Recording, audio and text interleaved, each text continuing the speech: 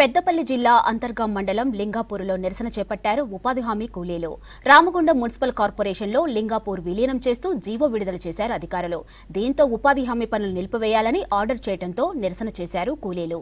అభివృద్ధి పేరుతో గ్రామ ప్రజలను ఇబ్బంది పెడుతున్నారని ఆవేదన వ్యక్తం చేశారు. విలీన ప్రక్రియను ఆపి జీవోను వెనక్కి తీసుకోవాలని డిమాండ్ చేశారు. లింగాపూర్ను తిరిగి గ్రామ పంచాయతీగా కొనసాగించాలని ప్రభుత్వాన్ని కోరారు ఉపాధి హామీ కూలీలు.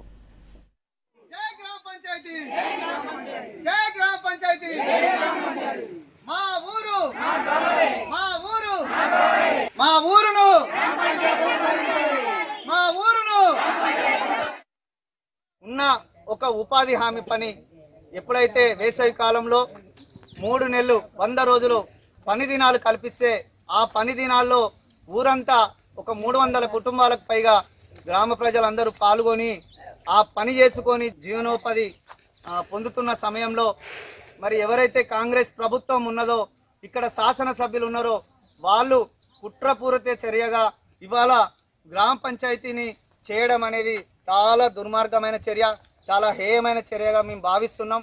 మా ఊరు ప్రజలందరూ కూడా ఇలా తల్లడిల్లుతున్నారు. మమ్మల్ని ఎందుకు ఈ రకంగా మమ్మల్ని మోసం చేసి ఈ లింగాపూర్ గ్రామాన్ని మున్సిపాలిటీలో చేసిరు, మేము దీన్ని తీవ్రంగా వ్యతిరేకిస్తున్నామని చెప్పి ఇవాళ అందరూ మూకుమ్మడిగా వాళ్ళ నిరసన తెలియజేస్తున్నారు.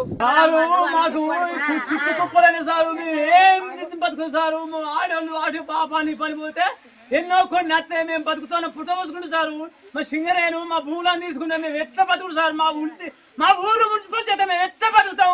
ముసలి వాళ్ళు ముడిగోళ్ళు ఉంటే పోయి ఆడ పని చేసుక బతికారు. ఇప్పుడు మున్సిపల్ చేత మేము